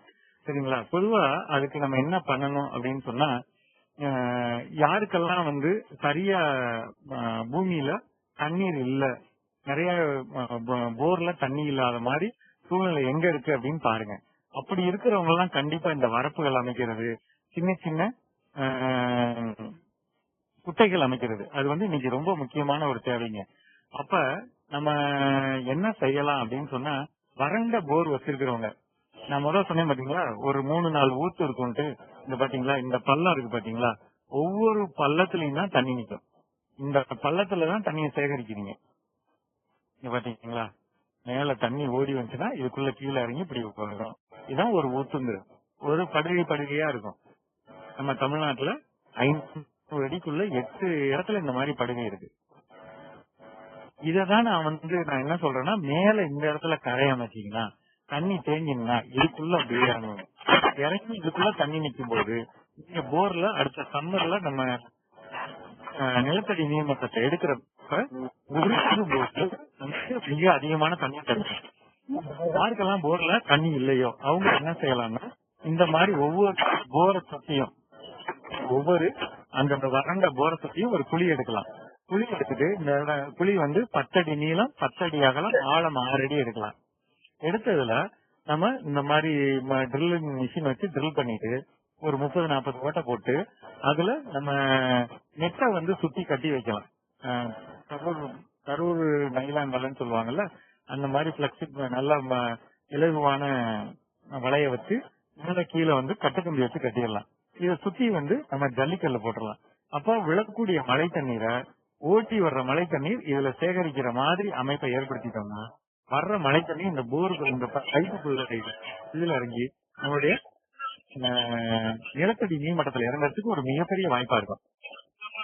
பொதுவா நிறைய பேர் வந்து என்ன பண்ணுவாங்க, கேசிங் பைப்பை உருவிடுவாங்க. அப்பெல்லாம் கேசிங் பைப்பை உருவக்கூடாதுங்க. உருவாம இருந்தோம்னா எல்லா போர்லயும் தண்ணி வரும். நீங்க உதாரணத்துக்கு நான் என்ன சொல்றேங்க, இப்ப யாருக்காவது அந்த மாதிரி வறண்ட போர் இருந்தா, இந்த போருக்குள்ள ஒரு சின்ன கல் எடுத்து உள்ள போட்டோம்னா எத்தனை செகண்ட்ல தண்ணி சத்தம் கேக்குதுன்னு பாருங்க. ஒரு செகண்ட்ங்கிறது வந்து 20 அடிங்க.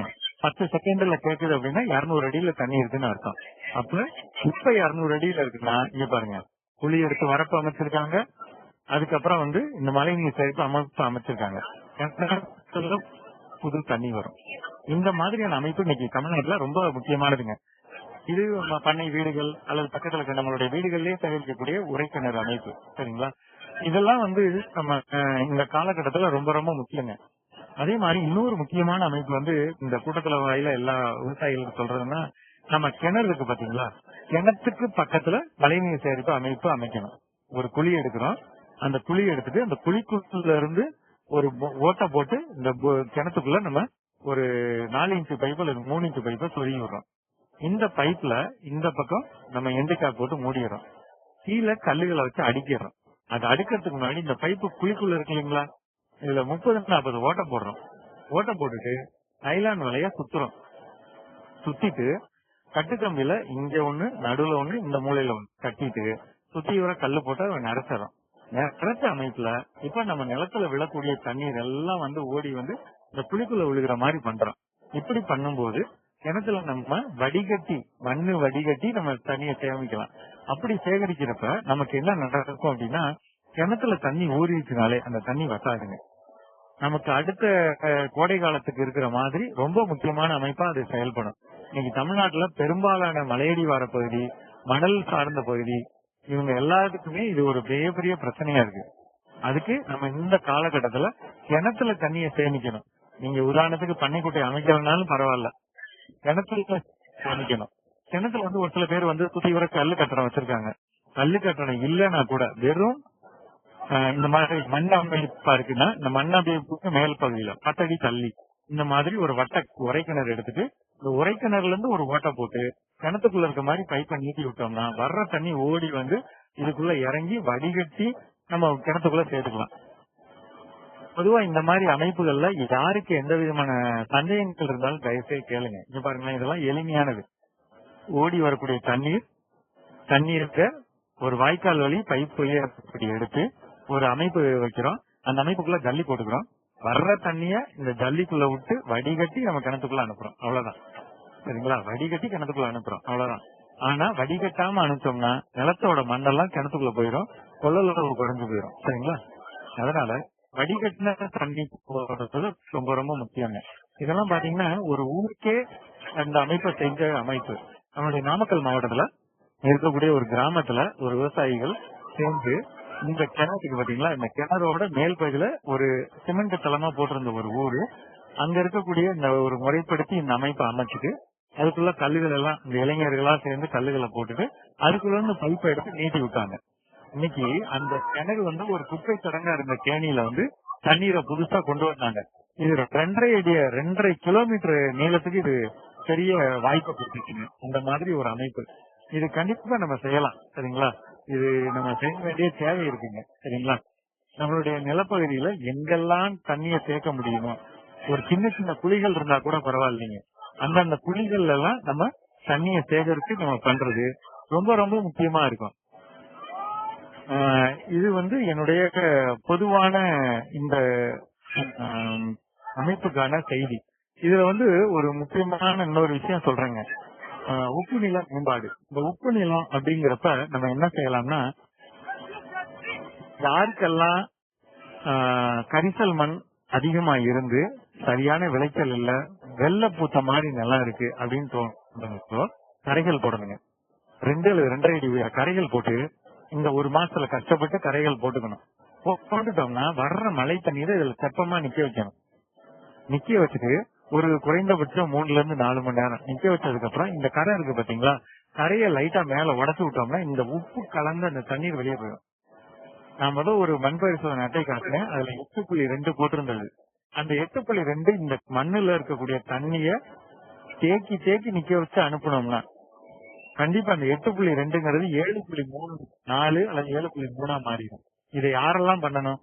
நாமக்கல் மாவட்டம், கரூர், இங்க கீழே திருச்சி, தஞ்சை, புதுக்கோட்டை, ராமநாதபுரம், சிவகங்கை, கடலூர், விழுப்புரம் இந்த பகுதியில் இருக்கக்கூடிய கரிசல் மண்ணில் இருக்கக்கூடிய விவசாயிகள் கண்டிப்பா பண்ணணுங்க. நிலத்துல தண்ணியை அதாவது குறைந்தபட்சம் ஒரு 5 ல இருந்து 6 மணி நேரமா நிக்க வைக்கணும். இந்த நிமிஷத்துல விவசாயிகளுக்கு சொல்லக்கூடிய ஒரே ஒரு விஷயம் என்னன்னா, பெய்யற மழை தண்ணீரை மழை நேரத்துலதான் நம்ம தோட்டத்துக்கு போகணும். மழை நேரத்துல தோட்டத்துல போய் குறைஞ்சபட்சம் இந்த காரியங்களை நம்ம செஞ்சோம்னா அடுத்த 9 மாசத்துக்கு நிம்மதியா இருக்கலாம். இது வந்து உப்பு நிலத்துல இருக்கக்கூடிய ரொம்ப முக்கியமான ஒரு அமைப்புங்க. சின்ன தொட்டிகள் கூட அமைச்சுக்கலாம், மண் தொட்டிகள் எதுவும் முடியுதோ. இந்த உரைக்கிணறு இருக்கு பாத்தீங்களா, இதெல்லாம் வந்து இதோட முக்கியத்துவம் என்ன? இந்த உரைக்கிணறோட முக்கியத்துவம் என்னன்னா, இன்னைக்கு காஞ்சிபுரம், விழுப்புரம், கடலூர், நாகப்பட்டினம் இந்த மாவட்டத்துல எல்லாம் எந்த விதமான ஏரிகளுக்கு கீழே இருக்க இடங்கள்ல எந்த விதமான மரங்கள் வளர்க்க முடியல, செடிகள் வளர்க்க முடியல.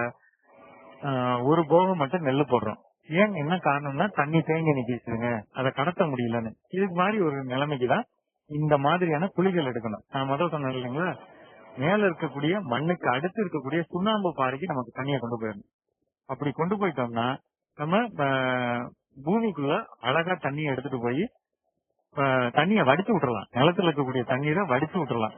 அப்படி வடிச்சு விட்டுட்டோம் அப்படின்னு சொன்னாலே நமக்கு மிகப்பெரிய லாபம் கிடைக்குங்க. சரிங்களா? இது மட்டும் இல்லாம இன்னைக்கு வீடுகள்ல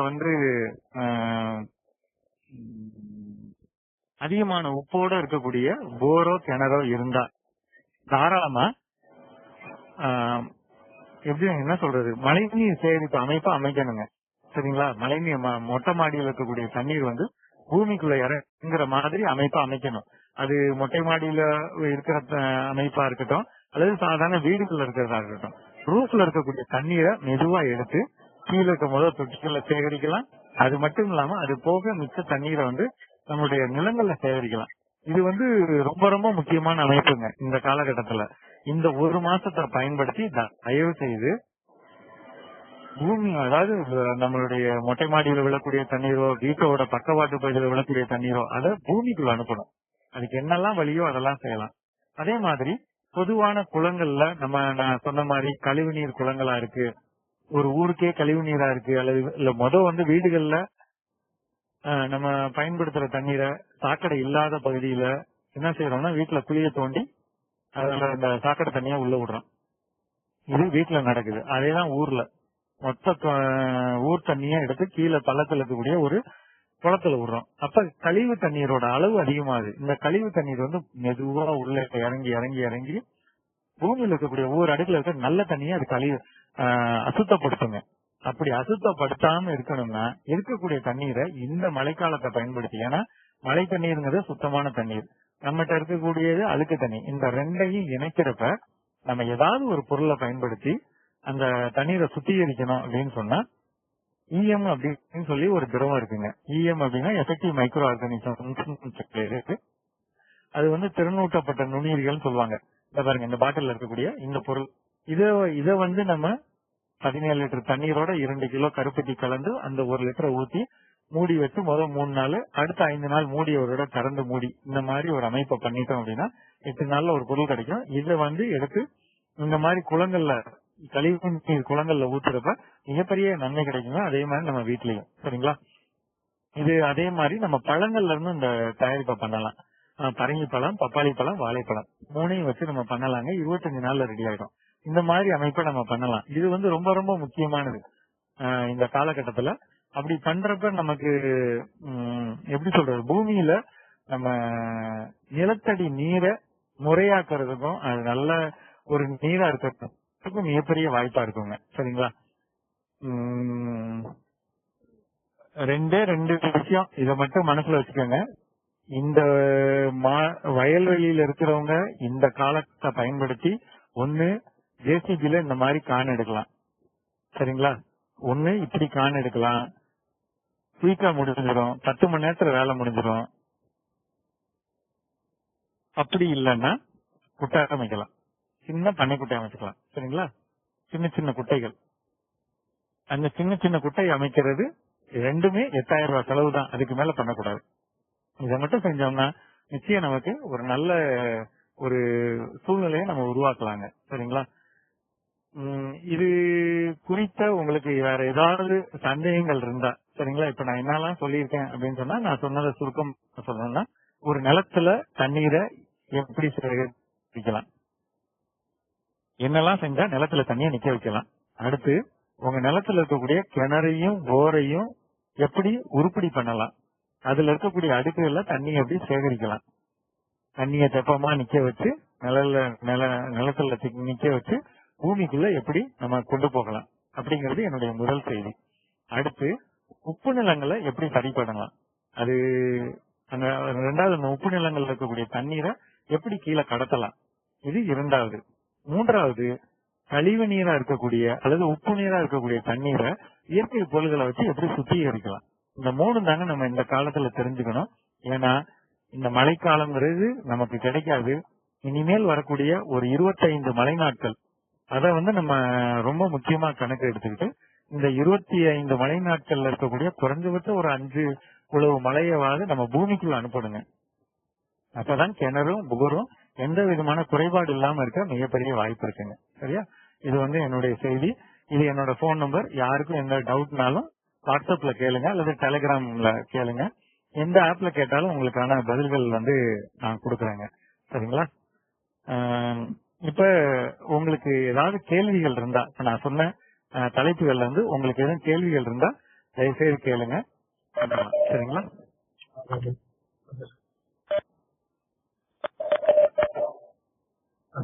அனைவருக்கும் வணக்கம்.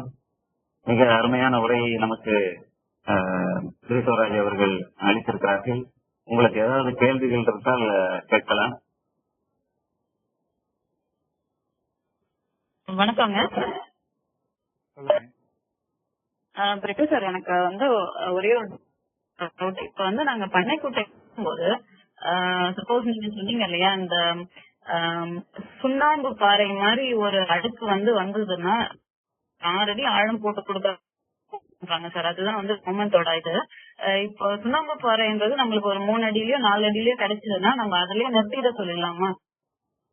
இல்ல, பண்ணைக்குட்டை அமைக்கும் போது நமக்கு வந்து தண்ணீர் வந்து, அதாவது பண்ணைக்குட்டைகள் வந்து 2 விதமான பயன்பாடு இருக்கு. ஒண்ணு வந்து மீன் வளர்க்கறதுக்கு ஏற்ற மாதிரி தண்ணியை சேகரிச்சு நம்ம வைக்கிறது அப்படிங்கிறது ஒரு வகை.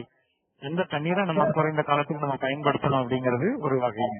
இன்னொன்னு வந்து பாத்தீங்கன்னா மழை தண்ணீரை பூமிக்குள்ள அனுப்பி நம்மளுடைய கிணறும் போரும் வத்தாம பாத்துக்கணும் அப்படிங்கறது அடுத்ததுங்க. இந்த 2ல ஏதாவது செய்யலாங்க. இப்ப வந்து நம்ம போரோ கிணறோ வத்தாம இருக்கணும் அப்படிங்கறதுக்காக உள்ள அனுப்பணும்னா கண்டிப்பா அந்த வெள்ளைப்பாறைக்கு போயிடணுங்க. அந்த களிமண்ல இருந்து தோண்டி வெள்ளைப்பாறைய தொடணும். தொட்டா மழை தண்ணீர் வந்து கீழே இறங்கிரும், தேங்கி நிக்காம கீழே இறங்கிரும். அப்படி இறங்குச்சுன்னா அது கண்டிப்பா போருக்கும் கிணறுக்கும் போகுங்க. ஆனா நான் வந்து மீன் வளர்க்கணும் அல்லது அந்த தண்ணீரை தேக்கி வச்சு நம்ம பயன்படுத்தணும் வேற உபயோகத்துக்கு அப்படின்னா நீங்க வெள்ளைப்பாறைய தொடக்கூடாதுங்க. இது 2 தான். புரியுதுங்க சார். அடுத்த வேற கேள்விகள் இருந்தால் கேட்கலாம். ஐயா வணக்கம். ராஜேந்திரன், ஆரணி வட்டத்துல இருந்துங்க. சொல்லுங்க. ஒரு ஆழ்துளை கிணறு போட்டதுல வந்துட்டு பாறைங்க, அந்த பகுதி முழுக்க பாறை, ஒரு 650 அடி வரைக்கும் பாறை, 50 அடியில தொடங்குறது. அப்ப அது மாதிரி ஒரு ஆழ்துளை கிணறு போட்டதுல 680 வரைக்கும் ஓப்பன் ஆனது. அதுக்கு கீழே போகும்போது ஒரு சுண்ணாம்பு தட்டு கிடைச்சது, தண்ணி நல்லா கிடைக்கும்னு சொல்லி சொன்னவரு நம்பி இன்னும் கொஞ்சம் கூட போடவே தண்ணி அதுக்கு மேல வரைக்கும் நல்லா இருந்தது. அந்த சுண்ணாம்பு மண்ணுக்குள்ள போன பிறகு தண்ணி வந்து ஒரு உப்பு தண்ணியும் சவுறாக ஆயிடுச்சு. பயிர் வைக்கிறதுல மொத்தமும் வந்துட்டு வீணா போற அளவுக்கு மாறுதுங்க. இப்ப அது என்ன மாதிரியாக மாற்றுறதுங்கிறது ஒரு ரொம்ப முயற்சி பண்ணிக்கிட்டு இருக்கு. இருந்தாலும் இப்ப நீங்க சொன்ன அந்த நடைமுறைகள் எல்லாம் தண்ணி அதுக்குள்ள தேங்குற மாதிரி இருந்தாலும் கூட மாறலைங்க. ஏறக்குறைய 4 ஆண்டு ஆயிடுச்சு. என்ன பண்ணலாம்? இல்ல, பொதுவா 2 காரியங்கள் பண்ணலாங்க. இப்ப நம்ம சமர்சிபிள் அப்படிங்கிற ஆழ்துளை நீர்ல மூழ்கி இருக்க பம்பை போடும்போது அதோட ஃபேக்டரியில சுத்துங்க. தண்ணீரை உறிஞ்சுறதுக்கு சுத்தும் போது என்ன ஆயிடும் அப்படின்னா அந்த செவுத்துல இருக்க அந்த குழியில இருக்கக்கூடிய செவுரை வந்து அரிக்குங்க. அரிக்க அந்த இடத்துல இப்ப நீங்க சொன்ன மாதிரி சுண்ணாம்பு பாறையோ அல்லது உப்பு பாறையோ இருக்கும்போது அதை அரிச்சு வரும்போது அந்த தண்ணீர் வந்து இன்னும் அதிகமா உப்பாக வாய்ப்பு இருக்கு. அப்ப 2 காரியம் பண்ணலாம். ஒண்ணு, உங்களுக்கு மேல் ஊத்து இருந்து நீங்க வந்து இந்த மோட்டரை வந்து நீங்க 650 அடி போடுறதுனால எனக்கு உப்பு வருதுன்னா நீங்க 550க்கோ 500க்கோ மேல தூக்கலாம். இது ஒரு வகை. மோட்டர் 500ல தான் இல்ல 500ல இருந்து தான் நீங்க என்ன இல்லங்க, நீங்க உங்களுக்கு உப்பு எதுல இருந்து ஆரம்பிச்சு 700ல இருந்து ஆரம்பிக்குதுங்க. இல்லங்க, நான் என்ன சொல்றேன், நீங்க 500ல போட்டப்பையும் உப்பு வந்துச்சா? உப்பு தண்ணி இல்ல 600 650 வரைக்கும் வராதது. அதுக்கு மேல அது சுண்ணாம்பு ஓப்பன் நான் சொல்றேன். அததான் நான் சொல்றேங்க. நீங்க வந்து 500 அடியில மோட்டரை மாட்டுங்க. மோட்டரை மாட்டி ஓட்டி பாருங்க. அந்த தண்ணியில குடிச்சு பாருங்க. முதல்ல அந்த பழைய தண்ணியை ஒரு டம்ளர்ல வச்சுக்கோங்க, குடிச்சு பாருங்க. மோட்டரை மேல தூக்கி வச்சு ஓட்டி பாருங்க, குடிச்சு பாருங்க. இது ஒண்ணு. இன்னொரு வகை என்ன அப்படின்னா மோட்டாருக்கு மேல வந்து ஒரு உரை மாதிரி ஒரு ஸ்லீவ் மாட்டுவாங்க. ஒரு உருளை மாட்டி அதை வெல்டு பண்ணி அந்த உள்ள இறக்குறப்பயே, அதாவது மோட்டார் சுத்தும் போது அந்த ஃபேன்ல அடிக்கிற தண்ணி வந்து செவுத்த அடிக்காம இந்த நகரத்துல அடிக்கிற மாதிரி ஒரு அமைப்பை ஏற்படுத்திக்கிறது. அப்படி இருக்கும்போது நமக்கு வந்து அந்த போருக்குள்ள இருக்க, அதாவது செவுத்த அடிக்காம அந்த போர்ல இருக்கக்கூடிய தண்ணீர் மட்டும் உறிஞ்சறதுக்கு மிகப்பெரிய வாய்ப்பு இருக்குங்க. அப்படி பண்ணலாம். சரிங்க, நல்லது. 2ல ஏதாவது ஒரு வகை பண்ணலாம். சரிங்க. 2லயும் ஒரு நன்மை இருக்கு, ஒரு தீமை இருக்கு. மேல தூக்குறப்ப தண்ணி வந்துருச்சுன்னா பரவாயில்லைங்க. மேல தூக்குறதுனால தண்ணி வரல அல்லது குறைந்த நேரம் தான் ஓடுது அப்படிங்கறதுனால ஒரு தொல்லை வருங்க. அப்ப ஒரு 600 அடிக்கு வைக்கிறீங்கன்னா ஒரு நீங்க ஒரு உதாரணத்துக்கு 3 மணி நேரம் ஓடுனதுக்கு பதிலா 1 மணி நேரம் தான் ஓடும் போர். ரைட்டுங்களா? சரிங்க. அப்ப அந்த ஆமாங்க. 1 மணி நேரத்துல வச்சு எவ்வளவு நல்லது பண்ணணும் அப்படின்னு நம்ம நினைச்சுக்கணும். ஒண்ணு அப்படி போகணும். உண்மை. அல்லது கொஞ்சம் சரி. சிரமப்பட்டு நம்ம அந்த ஸ்லீவ் ஒண்ணு இறக்கி உள்ள இறக்கிக்கிட்டோம் அப்படின்னு சொன்னா போருக்குள்ள இறக்கிக்கிட்டோம்னா ஓ, செவுத்த காயப்படுத்தாம நம்ம தண்ணீர் எடுக்கலாம். ரெண்டுல ஏதாவது ஒண்ணு செய்யுங்க. அல்லது தண்ணீரை கொண்டுட்டு வந்து வெளியே வச்சுக்கிட்டு அதோட இயற்கை இடுபொருள்களை கலந்துட்டு அப்படி பயன்படுத்தி அதோட அமிலத்தன்மை உப்புத்தன்மையை மாற்றி அமிலத்தன்மையை சேர்த்து நம்ம அப்படி பயன்படுத்தணுங்க. ரெண்டுல ஒண்ணு பண்ணணும். மகிழ்ச்சிங்க. ஒரு சேர்ந்து செஞ்சு நான் இப்போதைக்கு மோட்டர் வச்சிருக்கிற உயரமே 500 அடியில இருந்து பம்ப் பண்ணிக்கிட்டே இருக்கிறேன். இருந்தும் அந்த தண்ணி அப்படி எனக்கு வந்து வருது. நீங்க இன்னொரு முக்கியமான காரியம் செய்யலாங்க. நீங்க வாய்ப்பு இருந்ததுன்னா ஒரு பண்ணைக்குட்டை மட்டும் ஒண்ணு போடுங்க. சரிங்களா? உங்களோட பூமியில இருக்கக்கூடிய பொதுவான அமைப்பு மாறுங்க. சரிங்களா? பொதுவான உப்போட தன்மை பொதுவா மாறும். குட்டை கூட போட்டுக்கங்க. சரிங்களா? நன்றி. நன்றிங்க. நன்றிங்க. நன்றி. ஒரு கேள்வி வந்திருக்கு. செந்தில் குமார்ங்கிறவர் கேட்டிருக்காங்க, பண்ணை குட்டையில தண்ணி வத்தாம இருக்கிறதுக்கு ஏதாவது வழி இருக்கா? அதுக்கு ஏதாவது செய்ய முடியுமான்னு கேட்க. பொதுவா களிமண் நிலமா இருந்தது அது அதாவது பண்ணைக்குட்டையில பூமிக்குள்ள தண்ணி போறதுங்கிறது ஒரு வகைங்க. அதே இதுல வந்து பாத்தீங்கன்னா அதுல பாதி அளவு வந்து ஆவியா போகும். ஏன்னா வந்து அதோட பரப்பளவு அதிகம், சூரியனோட நேர தொடர்பு இருக்கக்கூடிய நேரம் அதிகம். அதனால உண்மைக்கு வந்து பாத்தீங்கன்னா ஆவி ஆகிறது அதிகங்க. அப்படி ஆவியாகாம நீண்ட நாளைக்கு நம்ம வச்சிருக்கணும் அப்படிங்கறது வந்து உண்மையிலே ஒரு கஷ்டமான காரியம். அதுக்கு வந்து இந்த பசுமை குடில் போடக்கூடிய அந்த கிரீன் ஷேட் நெட் இருக்கு பாத்தீங்களா, அந்த மாதிரியான அமைப்புகளை நம்ம 75% ஷேடிங் சொல்லுவாங்க, 75% தடுப்புகள் வச்சு நம்ம ஒரு கவர் பண்ணிக்கலாம். அதெல்லாம் கொஞ்ச நாள் தள்ளலாம். சரிங்களா? ரொம்ப நாள் தள்ள முடியாது. ஏன்னா நீங்க அப்படி செய்யும் போது மேல இருக்க ஆவியா போறது கம்மியா போகுதுன்னா பூமிக்குள்ள போறது அடுத்து தொல்லை இருக்குங்க. அந்த மாதிரி இருக்கும். அதுக்குதான் நம்ம என்ன செய்யணும்னா கீழே பிளாஸ்டிக் ஷீட் போட்டு நம்ம பண்ணைக்குட்டையை வச்சுட்டு அதோட மேல் பகுதியில இந்த 75% ஷேட் நெட் நம்ம விரிச்சுக்கிட்டோம்னா ஓரளவுக்கு நம்ம கொஞ்சம் நாள் தள்ளி கொண்டு போலாங்க. அந்த மாதிரிதான் பண்ண முடியும். கடின நிலமா இருந்தா அது போகாது, அப்படியே இருக்கும் ஓரளவுக்கு. வேறு கேள்விகள் இருக்கா? வேறு கேள்விகள் இருந்தா கேட்கலாம். சரி, வேறு கேள்விகள் இல்லாததால் இந்த வார இணைய வழி கருத்தாடலுக்கு நம்முடைய நிபுணராக வந்திருந்து மிக அருமையான பயனுள்ள செய்திகளை, அனுபவ செய்திகளை, வட்டாரங்களுக்கு வட்டாரம் தேவையான செய்திகளை சொல்லுங்க. ஐயா, பண்ணை குட்டை அமைப்பதற்கு வேளாண் பொறியியல் துறை சார்பாக மானியங்கள் வழங்கப்படுகிறதா? ஆமாங்க, இப்ப கொடுத்து முடிஞ்சிருச்சு. அதனாலதான் சொல்ல வந்தேன். நான் ஏன் சொந்தமா போடணும்னு சொன்னேன்னா ஒரு 6000 குட்டைகள் தமிழ்நாடு ஃபுல்லா பண்ணாங்க. போன வாரத்தோட முடிஞ்சிருச்சு. அதே மாதிரி கேக்குதுங்களா? அதாவது 6000 பண்ணை குட்டைகள் இருந்து அது முடிஞ்சிருச்சுங்க. அதே மாதிரி வேளாண்மை துறையில இப்ப கொடுத்திருக்காங்க. ஒரு சில இடங்கள்ல மிச்சம் இருக்குங்க. மற்றபடி மிச்சம் முடிஞ்சிருச்சுங்க. அந்த மாதிரி ஒரு சூழ்நிலை தான் இருக்கு. ஐயா, எவ்வளவு சதவீதம் 40%? என்னது பண்ணை குட்டைங்க முழு மாநிலத்தில் வழங்கப்படுது. முழு மானி என்னது? முழு எல்லாருக்கும் கிடைக்கும். ஐயா, விண்ணப்பிக்கிட்டு எல்லாருக்கும் கிடைக்கும். வேளாண்மை பொறியியல் துறை, வேளாண்மை பொறியியல் துறை வருஷம் பண்ணிருக்காங்க. ஓகே, நன்றி. நல்லது. அருமையாக கேள்விகளை கேட்டீர்கள். மிக சிறப்பாக நம்முடைய திருத்தோராஜ் ஐயா அவர்கள் பதிலளித்திருக்கிறார்கள். இந்த இணையவழி கருத்தாடுகளில் இணைந்த அனைவருக்கும் நன்றி தெரிவித்துக் கொள்கிற இந்த நேரத்தில் கால்நடை வேளாண்மை மாத இதழ் உங்களுக்கு தொடர்ந்து எம்ஐடி கல்வி நிறுவனத்துடன் இணைந்து வேளாண்மை தொழில்நுட்ப கல்லூரியுடன் இணைந்து வாரந்தோறும் இந்த கருத்தாடல் நிகழ்ச்சி விவசாயிகளுக்காக நடத்தி வருவதில் மகிழ்ச்சி அடைகிறது. அடுத்த வார நிகழ்ச்சி நாட்டுக்கோழி வளர்ப்பில் நீங்கள் அறியாத அரிய செய்திகள். நம்ம புத்தகத்துல பயிற்சிகள்ல இதுல கேட்டிருக்கோம் பல செய்திகளை. எப்படி வளர்க்கிறது, எப்படி குஞ்சு பராமரிக்கிறது, எப்படி தீவனம் போடுறது, என்ன தடுப்பூசி போடணும், இதெல்லாம் இயல்பா நம்ம கேட்டு தெரிஞ்சிருப்போம். இதெல்லாம் கேட்டு தெரியாத இந்த மாதிரி சில தகவல்கள் நமக்கு இருக்கு. அந்த மாதிரி அனுபவபூர்வமான பல விவசாயிகளுக்கு இருந்து மற்ற வளர்த்தவர்களுக்கு இருந்து கண்டெடுத்த அறிந்த செய்திகளை எல்லாம் தொகுத்து டாக்டர் சிவகுமார் அவர்கள் கோயம்புத்தூரில் இருந்து அடுத்த வாரம் நம்மோடு இணைகிறார். நீங்கள் அனைவரும் கலந்து கொள்ளுமாறு மிகவும் அன்போடு கேட்டுக் கொள்கிறேன். மேலும் இந்த கால்நடை வேளாண்மை மாத இதழில் நீங்கள் சந்தா செலுத்த விரும்புகிறவர்கள் நீங்கள் சந்தாவை செலுத்தலாம். உங்களுக்கு எல்லாருக்கும் உங்க வாட்ஸ்அப் வழியாவே இதுவரைக்கும் நாங்க இலவசமாவே இதெல்லாம் அனுப்பிட்டு இருக்கிறோம். இன்னும் தொடர்ந்து அனுப்புவோம். நீங்கள் இதுல பங்களிப்பு செய்ய விரும்புகிறவர்கள் மாத சந்தாவாக 240 ரூபாயை அனுப்பலாம். அல்லது இணைய வழியில நீங்கள் இதழ் பெற விரும்பினால் டிஜிட்டல் காப்பி வேண்டுமென்றால் 100 ரூபாய் சந்தா ஆண்டுக்கு 12 இதழ் நீங்கள் பெறுவதற்கு 100 ரூபாய் செலுத்தலாம் என்று உங்களுக்கு அன்போடு கேட்டுக்கொள்கிறோம்.